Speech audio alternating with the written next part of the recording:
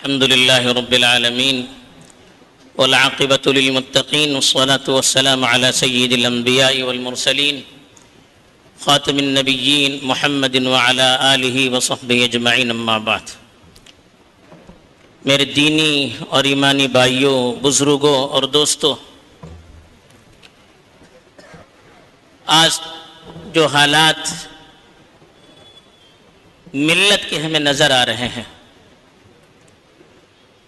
کہ اچھائیاں، اچھی خوبیاں اور دین اور دینداری ملت سے ختم ہوتی چلی جا رہی ہیں، اس کی جگہ پر برائیاں، بے دینی، بدعات، شرکیہ اعمال اور غیر شرعی چیزیں نہ صرف ملت میں، ہمارے معاشرے میں، بلکہ آہستہ آہستہ ہمارے گھروں میں اور ہماری اولاد میں بھی ہمیں سرایت کرتی ہوئی نظر آ رہی ہے۔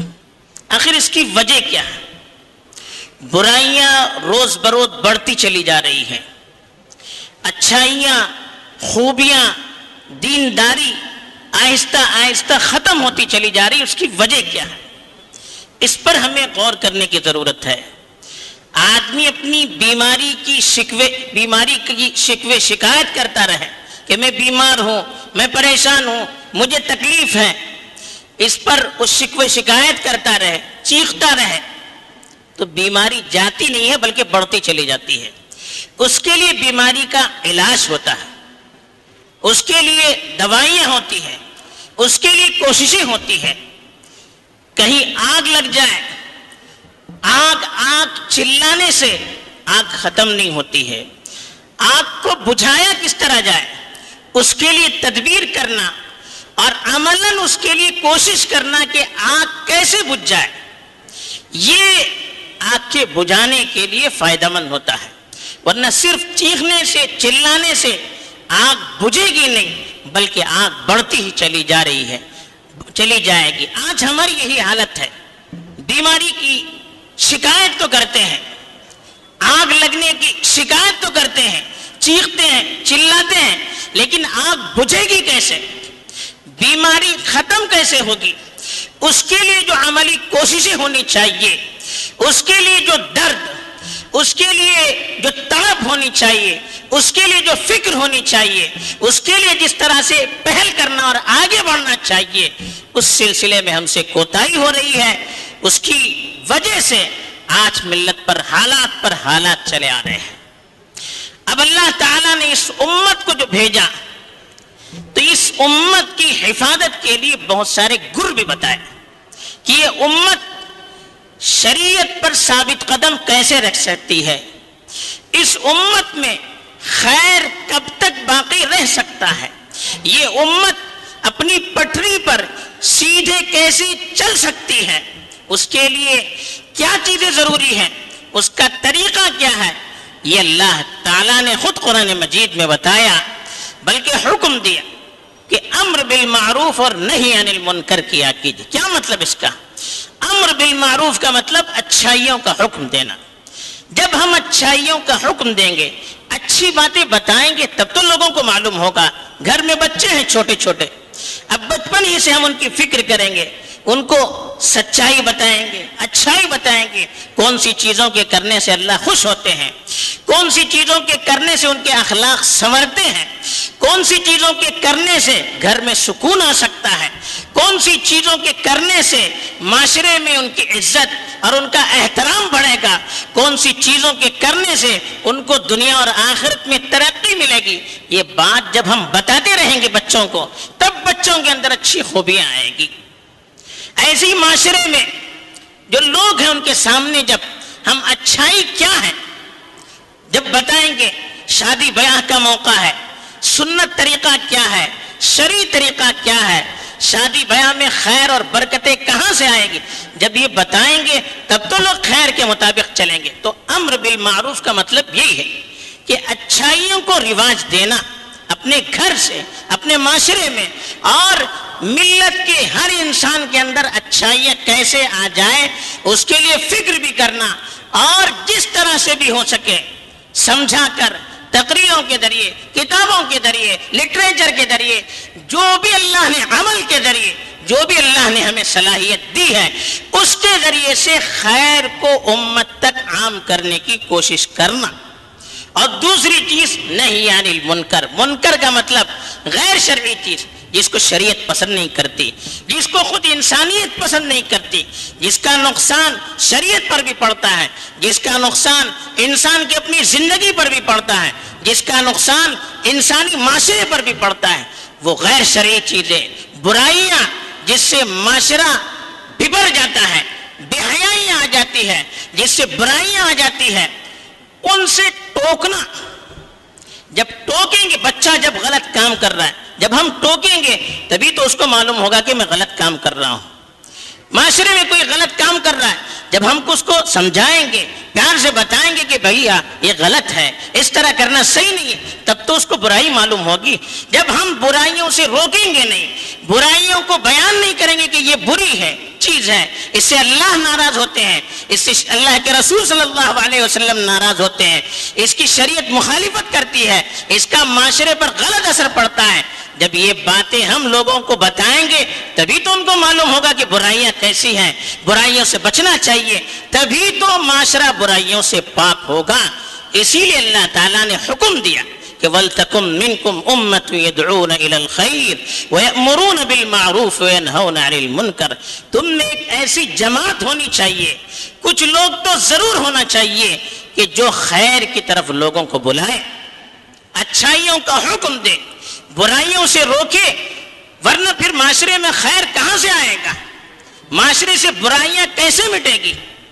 بلکہ اللہ تعالیٰ نے قرآن مجید کے ذریعے سے یہ واضح کیا کہ یہ خیر کی باتوں کا حکم دیتے رہنا، خیر کی باتوں کو معاشرے میں رواج دیتے رہنا اور برائیوں سے معاشرے کو روکتے رہنا، یہ ہر نبی کی ذمہ داری رہی ہے اور ہر نبی کے امتی کی ذمہ داری رہی ہے۔ جب تک یہ خیر رہا ملت محفوظ رہی، جب تک یہ خیر رہا ملت ترقی پر رہی۔ اسی لیے ہر نبی کا جب اللہ تعالیٰ نے تذکرہ کیا ہے اس میں صاف اللہ تعالیٰ نے ذکر کیا، ہر نبی نے اپنی قوم کو اچھائی کا حکم دیا، ہر نبی نے شرک اور بت پرستی سے روکا، اپنے معاشرے کی جو برائیاں ہیں ان برائیوں پر خاص طور پر انہوں نے توجہ دی۔ ہر نبی کی جو اللہ تعالیٰ نے ان کی باتوں کا تذکرہ کیا ہے اس میں ایک تو مطلق بات بتائی ہے کہ ہر نبی نے شرک کے خلاف اعلان جنگ کیا، بت پرستی کے خلاف اعلان جنگ کیا، اور خاص طور پر ہر نبی کی دعوت کے ضمن میں ان کے زمانے کی جو برائیاں تھی اس پر بھی ان کے نکیر کرنے کا تذکرہ کیا۔ یہ آپ انبیاء کے واقعات پڑھیے، آپ کو واضح طور پر یہ چیزیں نظر آئیں گی۔ صرف نبی نہیں، اس زمانے کے جو نبی کے پیروکار صلح اور نیک بندے تھے ان کا بھی یہ مشن تھا۔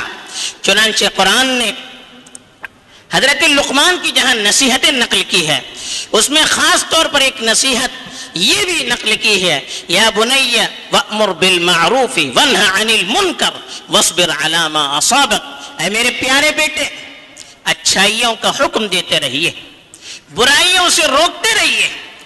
اگر اس راہ میں تمہیں تکلیف ہو جائے، ظاہر بات ہے ایک آدمی حق کی باتیں بتائے گا، سچائی بتائے گا، برائیوں پر ٹوکے گا، لوگ اس کی مخالفت کریں گے، لوگ اس کو تکلیف دیں گے، لوگ اس کو پریشان کریں گے۔ ایسی حالت میں کیا کرنا چاہیے؟ کہا وَاصْبِرْ عَلَى مَا أَصَابَكَ، اس راستے میں جو تکلیف ہو اس کو برداشت کیجئے لیکن چھوڑیے نہ، جمے رہیے۔ یہ حضرت لقمان نے اپنے بچے کو وصیت کی، کیوں کی؟ یہ پرانے انبیاء کے دور سے یہ سلسلہ چلا تھا۔ چنانچہ جب بنی اسرائیل پر عذاب کا تذکرہ کیا تو اللہ نے صاف فرمایا کہ انجینا الذین ینہون عن السوء، جب عذاب آیا فلما نسوا ما ذکروا به انجینا الذین ینہون عن السوء، جب جو نصیحت ان کو کی گئی تھی اس کو بھول گئے اور اللہ کا عذاب آیا تو ان لوگوں کو ہم نے نجات دی، ان لوگوں کو ہم نے بچایا، ان لوگوں کی ہم نے حفاظت کی جو لوگوں کو برائیوں سے روکتے تھے، جو لوگوں کی غلطیوں پر ٹوکتے تھے، ان کی حفاظت کی۔ وَأَخَذْنَا الَّذِينَ ظَلَمُوا بِعَذَابٍ بَئِيسٍ بِمَا كَانُوا يَعْمَلُونَ، اور جو ظالم تھے اللہ کے نافرمان تھے، شریعت کی مخالفت میں پڑے تھے، بدعات میں، منکرات میں، شرکیہ اعمال میں، بے حیائی میں پڑے ہوئے تھے، ہم نے اس کو دبوچ لیا، سخت عذاب کے ذریعے سے ان کو دبوچ لیا۔ یہ قرآن نے صاف اس کا تذکرہ کیا کہ حفاظت، ملت کی حفاظت، امت کی حفاظت، جب تک یہ چیز رہے گی معاشرے میں، اچھائیوں کے پہلانے کا کام جاری رہے گا، برائیوں پر روک لگانے کا، ٹوکنے کا سلسلہ جاری رہے گا، امت پر عذاب نہیں آ سکتا، امت کی حفاظت ہے۔ وَمَا كَانَ رَبُّكَ لِيُهْلِكَ الْقُرَىٰ بِظُلْمٍ وَأَهْلُهَا مُصْلِحُونَ۔ صاف الفاظ میں قرآن نے فرمایا کہ کسی بھی بستی پر اللہ تعالیٰ ظلم کی وجہ سے اس وقت تک عذاب نہیں لا سکتا جب تک اس بستی والے اصلاح کا کام کرتے رہیں۔ اصلاح کا مطلب کیا ہے؟ اس بستی والوں کو گناہوں سے روکنے کا کام کرتے رہیں، ان بستی والوں کو اچھائیوں پر کھڑا کرنے کا کام کرتے رہیں گے، تب تک امت پر اللہ کی طرف سے عذاب نہیں آ سکتا۔ اب مطلب کیا ہوا؟ جب اس کام میں کوتاہی آئے گی پھر اللہ کی طرف سے عذاب کا آنا یقینی ہے۔ بنی اسرائیل کا تذکرہ حدیث میں موجود ہے کہ حضرت اللہ کے رسول صلی اللہ علیہ وسلم نے فرمایا کہ بنی اسرائیل میں کمزوریاں کہاں سے پھیلنے لگی، کہاں سے کمزوریاں ان کے اندر آنے لگی؟ فرمایا کہ جب بنی اسرائیل میں کوئی غلط کام کرتا تھا تو اچھے لوگ پہلے ان کو ٹوکتے تھے کہ بھائی اچھا نہیں ہے، یہ برا ہے، اس طرح کرنا ٹھیک نہیں ہے۔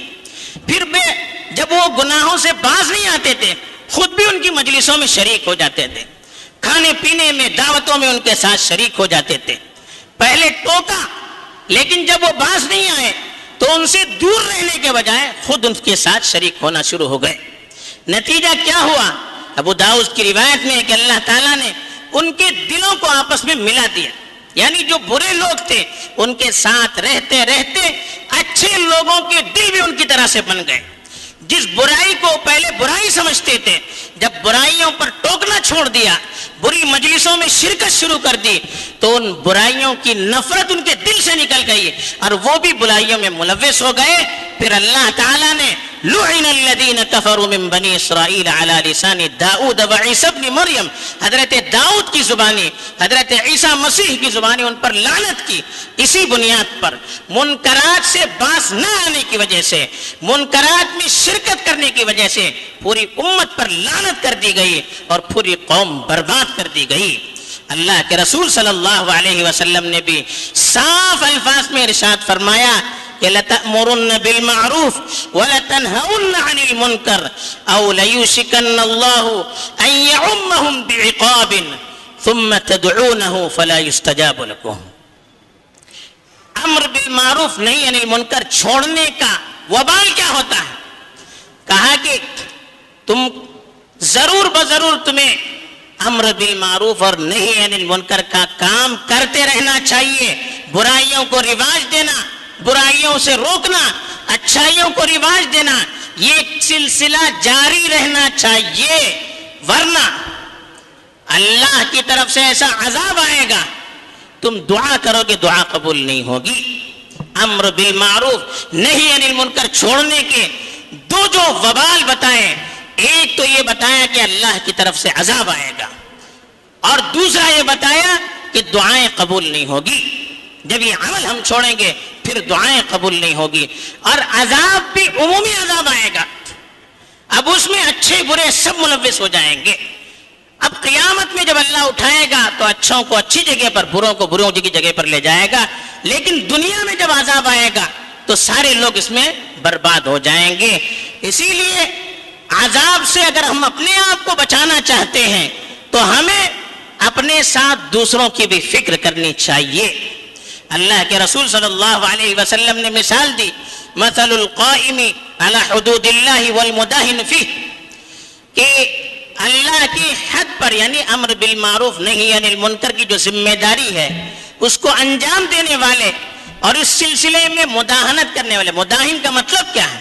مداہن کا مطلب یہ کہ علماء نے لکھا ہے کہ دنیاوی مفاد کے لیے، اپنے دنیاوی فائدے کے لیے برائی سے روکنا ہم چھوڑ دیتے ہیں۔ میرا دوست ہے، میں اگر اس کو برائی سے روکوں گا میری دوستی میں دراڑ پڑ جائے گی، اس سے وہ ذمہ دار ہے، میں اگر برائی سے ٹوکوں گا مجھے وہ بڑا عہدہ نہیں دے گا، مجھے اپنے پروگراموں میں نہیں بلائے گا، میرے ساتھ دوستی نہیں کرے گا، مجھے معاشرے میں لوگ تھو تھو کریں گے، یہ دنیا میں اپنے ذاتی مفاد کے لیے میرے دوست احباب مجھ سے کٹ جائیں گے، بڑے لوگ مجھے اپنی محفلوں میں نہیں بلائیں گے، یہ دنیاوی مفاد کے لیے منکرات پر نکیر کرنے سے آدمی جب باز رہتا رکتا ہے، منکرات پر نکیر نہیں کرتا ہے تو اس کو مداہن کہا گیا۔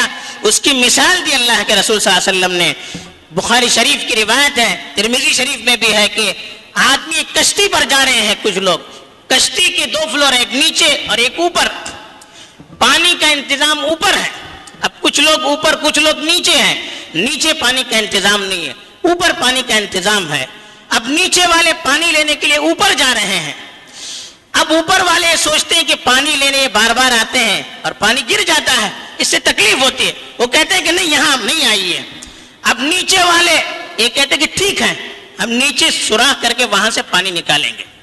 اب اگر وہ کشتی میں سوراخ کرنا شروع کر دیں تو کشتی میں پانی آ جائے گا، اوپر والوں نے اگر ان کو نہیں روکا تو وہ بھی تباہ ہو جائیں گے، یہ بھی تباہ ہو جائیں گے۔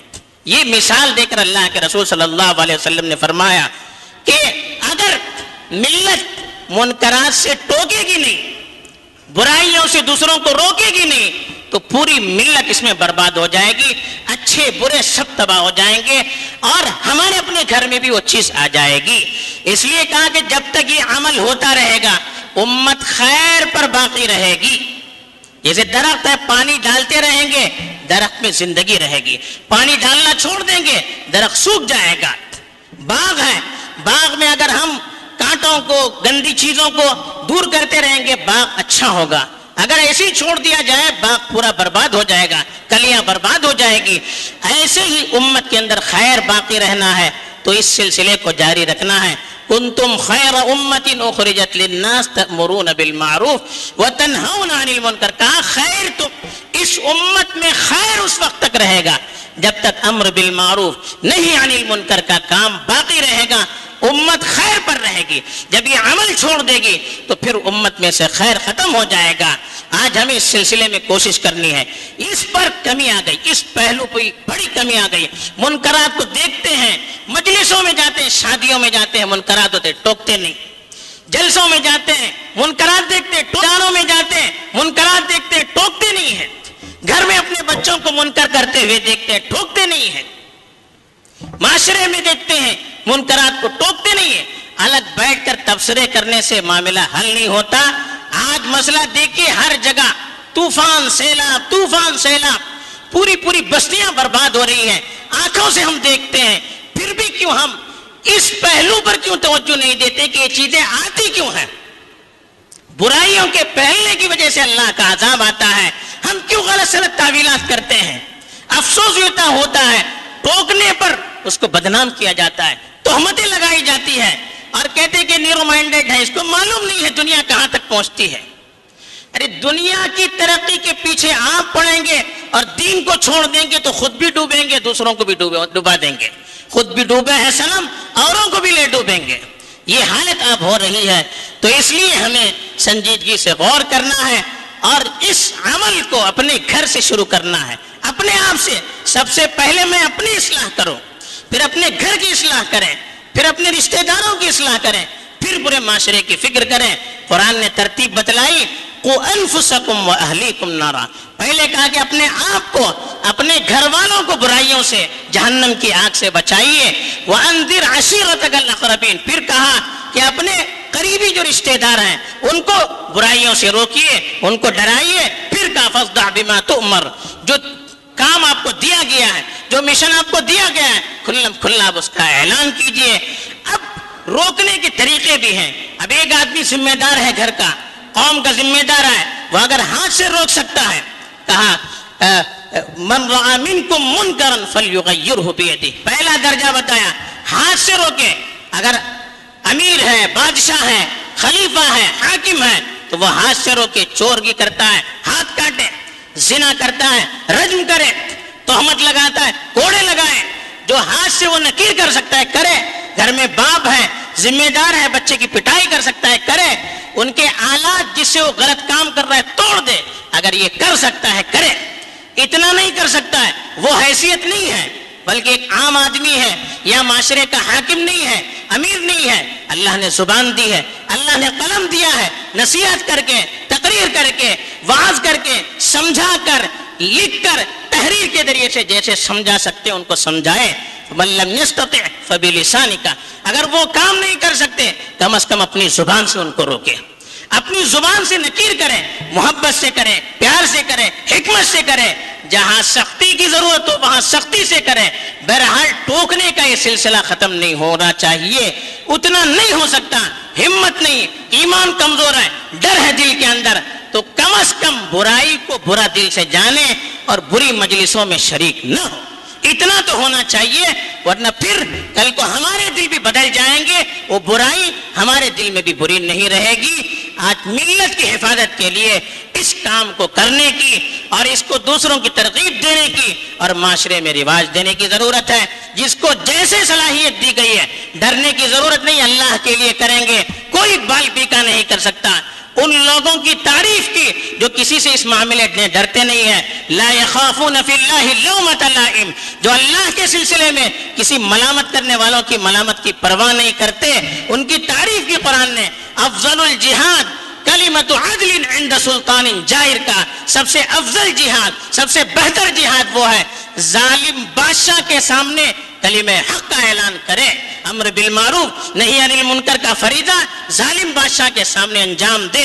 ہمارے علماء نے کر کے دکھایا, اس کے اثرات نہ صرف بادشاہ پر پورے معاشرے پر مرتب ہوئے. ایسا ہوا ہے ملت میں, جرأت سے کام لیں گے اللہ کی مدد ہوتی نہ ہے. کم از کم جس طرح سے ہم کر سکتے ہیں اپنے گھر سے, اپنے معاشرے سے, اپنے محلے میں, اپنے خاندان میں, جیسے ہم کر سکتے ہیں اس کام کو کریں. ورنہ پھر برائیاں جس طرح سے آ رہی ہے پھر اس کے بعد کیا ہوگا؟ اللہ اس کا محافظ ہے. اللہ تعالی حفاظت فرمائے, اپنی ذمہ داری انجام دے کر اپنی بھی حفاظت کی اور ملت کی حفاظت کی ہمیں توفیق دے. آمین. وآخر دعوانا